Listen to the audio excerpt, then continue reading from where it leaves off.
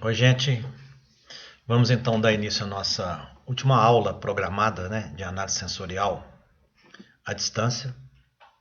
Talvez até a gente passe mais alguma coisa para vocês depois e tal, mas por enquanto o conteúdo, né, que pode ser dado à distância é esse, tá bom? Então nós vamos tratar dos testes descritivos, né? Muito bem. Os testes descritivos, eles têm suas características intrínsecas também, como tiveram os afetivos e também os descritivos. Aliás, os discriminatórios, né? Muito bem, qual é o objetivo? Veja bem, ele é mais refinado. Avaliar, identificar, descrever e quantificar os atributos sensoriais do produto. Como é que devem ser os provadores? Devem ser selecionados, devem ser treinados e de 6 a 12 julgadores, né? As aplicações específicas dos descritivos. Nós já comentamos sobre as aplicações de um modo geral para vocês, né? Mas agora a gente vai falar aqui só citar apenas, né? Desenvolvimento de novos produtos, melhoramento de produtos, alteração de processo, redução de custo, estabilidade no armazenamento, controle de qualidade e correlações entre análises físico-químicas e sensoriais. Muito bem. Quais são os testes descritivos mais utilizados atualmente, ou tem os mais utilizados e os históricos, né? Então nós temos perfil de sabor, perfil de textura, perfil livre, que foi traduzido como perfil livre, né? O nome dele original em inglês é Free Choice Profiling, e a ADQ, né? Análise descritiva quantitativa, tá? Bom, o perfil de sabor. Perfil de sabor, ele apresenta esse modelo de ficha-resposta já pronto, tá? Atualmente ele é muito pouco usado, tá? Porque o perfil de sabor ele pode ser feito através do ADQ e do Free Choice Profiling, que são mais, vamos dizer assim, mais fáceis de trabalhar, tá? Okay? Esse aqui é muito inflexível, ele é engessado, você trabalha com esses dois atributos, aroma e sabor. Os outros você pode trabalhar só com esses dois e pode trabalhar com outros, né, para complementar. Né? Então, o perfil de sabor fornece um registro escrito dos componentes perceptíveis de aroma, gostos e sensações táteis orais de um alimento. Né? O método apresenta duas partes, que vocês podem olhar lá depois na ficha resposta. Ó, vamos voltar lá. Ó. Aroma e sabor. E a gente coloca a amplitude dessa aroma, as notas características dela. Depois, no sabor, também a amplitude e as notas características. Por exemplo, nota característica de sabor. Por exemplo, gosto salgado. Né?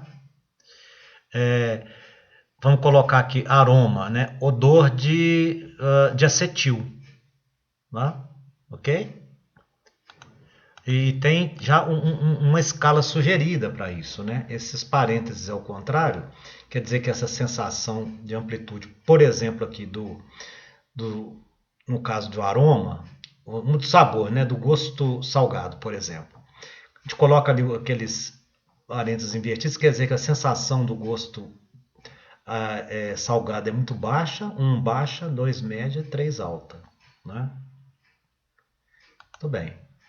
O que são as notas características? Então, as notas características são termos descritivos que empregados para representar os atributos individuais de aroma e sabor. Esses termos são estabelecidos pelos provadores. Né? Os provadores é que escolhem esses termos, né? E a escala sugerida é 0 para ausente. Os parênteses ao contrário, quer dizer, você reconheceu já o atributo, né? Isso aqui é, por exemplo, uma coisa frutada no queijo, né? Uma sensação frutada, né? Pequena sensação do frutado, por exemplo, 2 regular e 3 forte. Isso é uma apenas sugestão, não é? Bom, o outro teste é o perfil de textura. Gente, eu nunca trabalhei com esse teste porque os provadores seriam meus inimigos, não é? O treinamento para esse teste aqui, ele é complicadíssimo. vocês querem verem por quê? Para ele dar nota aqui em dureza, tá? Dureza, por exemplo, o treinamento quer dizer assim, ó. Quando é que a dureza é 1? É quando ele está a dureza desse produto. O que é a dureza? A dureza é a força necessária para romper uma substância entre os dentes molares, ou entre a língua e o palato. Essa é a definição de dureza. Então, a dureza é 1 quando é igual a queijo cremoso, tipo requeijão, um cubo de 3 milímetros.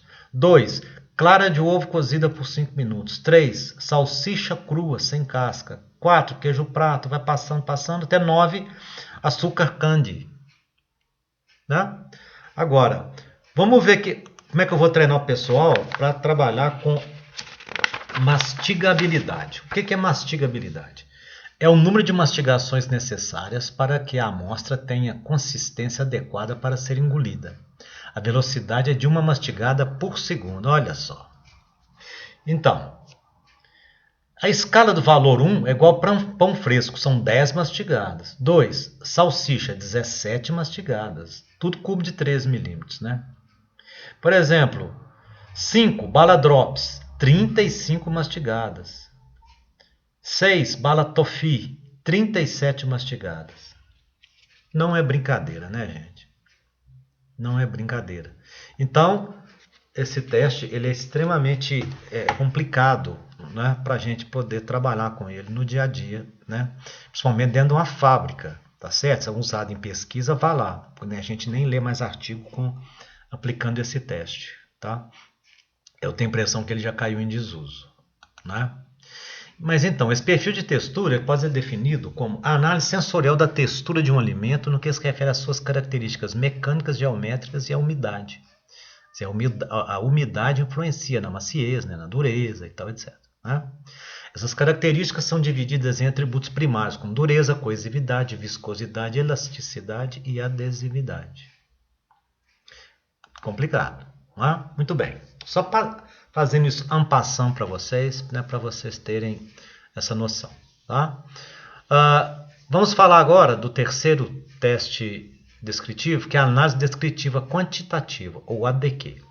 Essa é o mais empregado ultimamente. Tá? A gente vê em vários trabalhos, vocês podem olhar na revista do Instituto aí, tá certo? Que vocês vão encontrar alguns trabalhos, inclusive uns meus aí com meus colegas e tal, que a gente usa muito a ADQ. Né?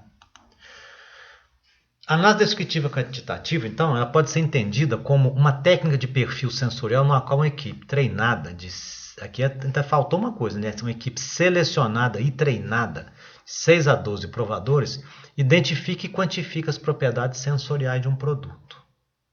Ok?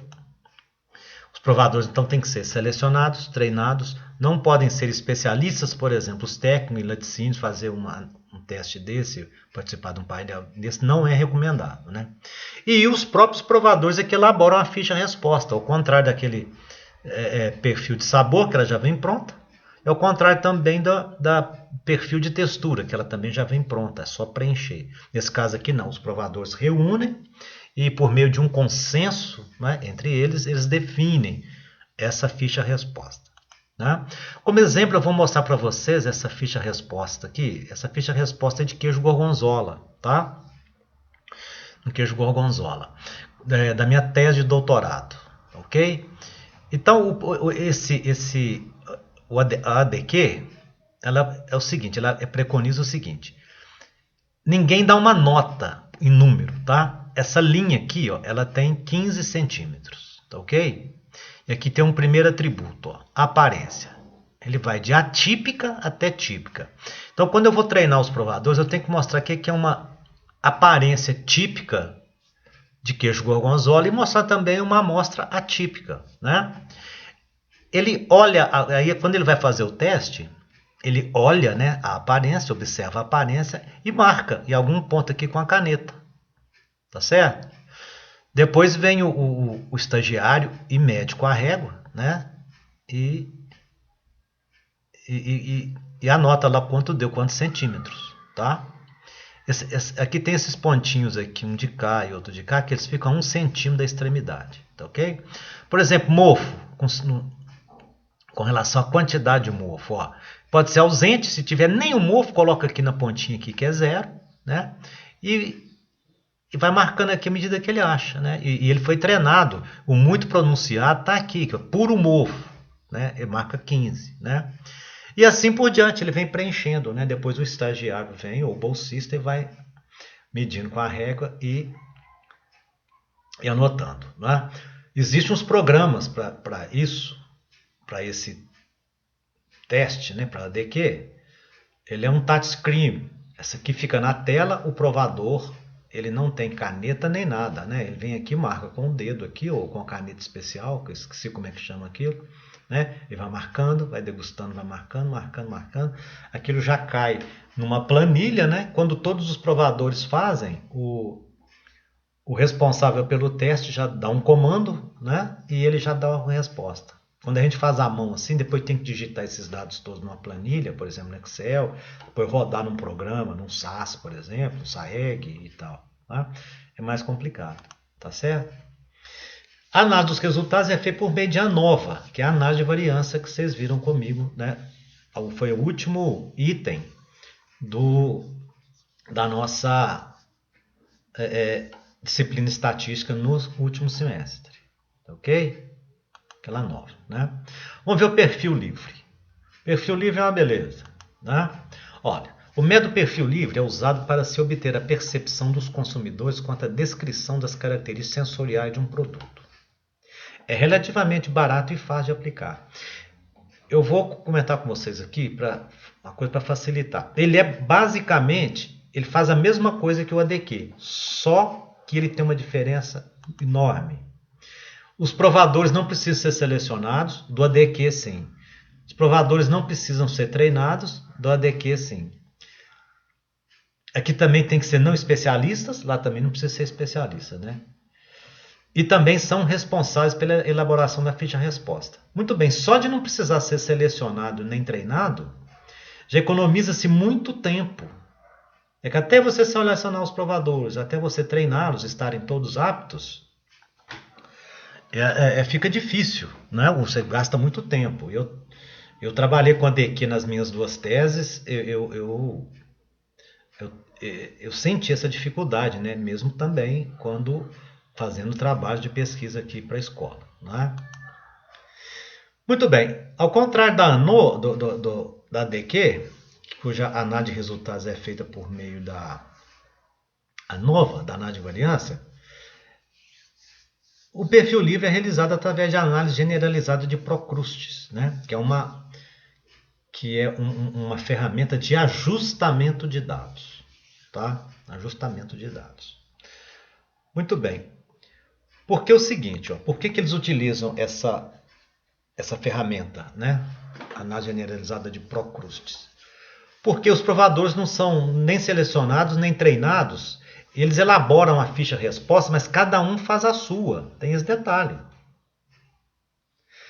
E essa análise generalizada de Procrustes, ele identifica, ele ajusta esses dados. Tá? O que você deu um nome de consistência, o outro deu um nome, por exemplo, de textura, ele sabe que vocês estão falando a mesma coisa, ele identifica como se estivessem sendo iguais. Então ele faz isso. Né? E o nome Procrustes vem da mitologia grega. Procrustes era um sujeito que tinha uma pousada, né? E tinha um dia na semana, um dia no mês, não sei, numa sexta-feira, não parece, que eles via os seus hóspedes, escolhia um e falava com ele, olha, hoje você vai comer do melhor, e beber do melhor e você não vai pagar nada. Aí o cara ficava todo feliz, né? Logo depois da refeição e tudo, ele levava o sujeito para um quarto e colocava ele numa cama. E a cama era o seguinte, se ele ficasse menor do que a cama, eles esticavam o cara até ele caber na cama. Se ele fosse maior do que a cama, eles cortavam os pedaços do cara até o cara o tamanho dele ficar adequado à cama. Ou seja, ele ajustava o tamanho do cliente dele àquela cama. Então, como esses dados são ajustados pela análise generalizada de Procrustes, então eles fizeram logo uma analogia, né, com esse personagem da mitologia grega. Tá? Muita maldade, né? Muito bem. Agora, os testes de qualidade. Esses aqui são aqueles usados especificamente para controle de qualidade, né? Muito bem. Objetivo: obter score ou grau que represente a proximidade da amostra teste com o padrão. Né? Então você tem um padrão e tem o teste. Você tem um queijo aqui, prato, né, que é a sua referência, é o padrão da fábrica, né, e tem aquele daquele lote daquele dia. Então você vai comparar se os dois, você vai comparar para ver se aquele da amostra daquele lote está igual ou semelhante ao padrão para ir para o mercado. Se estiver muito diferente do padrão ou do produto referência, o que vai acontecer? Os consumidores vão notar a diferença e não vão querer mais. Né? Isso que é controle de qualidade também. Tá certo? É um teste também extremamente refinado. Né? As características dos provadores devem ser treinados, 3 a 6 jogadores apenas. Devem ter conhecimento sobre a composição técnica de fabricação do produto. Veja bem, ao contrário da análise descritiva quantitativa e do perfil livre, que eles não devem ser especialistas, aqui no teste de qualidade requer que eles sejam especialistas. Tá? E ter essa outra característica, disposição e disponibilidade, é uma das mais importantes quando você vai ter um grupo de provadores. Porque se tiver muita disposição e não tiver disponibilidade de tempo, não adianta. Agora, se tiver disponibilidade e não tiver disposição, não funciona. Né? Em linhas de produção, ok? Usar apenas um julgador, são testes rápidos. São testes de fábrica, né, gente? Não é teste para... Isso é controle de qualidade, isso não é para pesquisa, tá certo? Então são usados aqui esses testes aqui para que a gente faça, né, o controle de qualidade. Esses dois aqui já estão fora já estão em desuso, melhor dizendo, né? Esse aqui você tem que ter uma equipe lá treinada, tá? O duotrio triangular é a comparação pareada, tá ok? O duotrio você coloca o padrão e as duas amostras do lote que você está querendo, né? Aí você pergunta qual que é igual à referência. Triangular, a mesma coisa, pergunta qual que é diferente. Comparação pareada, você faz uma pergunta, né, lá qual que é o padrão, por exemplo. Né? E depois você faz a análise, tá ok? Mas tem uma outra forma de fazer teste de qualidade que eu vou mostrar para vocês quando a gente estiver na prática, tá ok? É muito interessante, mas eu achei melhor fazer na prática, porque é extremamente prático. Tá bom? A gente faz um na hora, na prática. Ok? Muito bem. Então, quando a gente está chegando ao final, né, de mais essa aula aqui, e ao final de qualquer coisa, né, a gente está encerrando, pelo menos por enquanto, a gente vai com uma festa, né? Isso aí numa rua de Tiradentes, num carnaval, né? Aqui nós temos aqui a Serra de São José ao fundo, né? E todas as fotos que aparecem aqui nessa aula são de Tiradentes ou lá do Bichinho, né? Que é um distrito que tem lá perto, mas não pertence a Tiradentes, pertence a Prados. Tá? Ok, gente? Muito obrigado a vocês. Tá? E espero que a gente se encontre o mais brevemente possível. Estou com muita saudade de vocês. Tá? Depois eu vou entrar em contato novamente para mostrar algumas notas para vocês e como é que nós vamos fazer. Tá bom? E me desculpem aí se as aulas não ficaram à altura, eu fiz o máximo, eu errei bastante. E essas que eu mando para vocês, eu tenho a impressão que foi as que eu errei menos. Tá? Estou aprendendo também exatamente com vocês. Forte abraço a todos, cuidem-se bem e saudades. Abraço, gente. Tchau, tchau.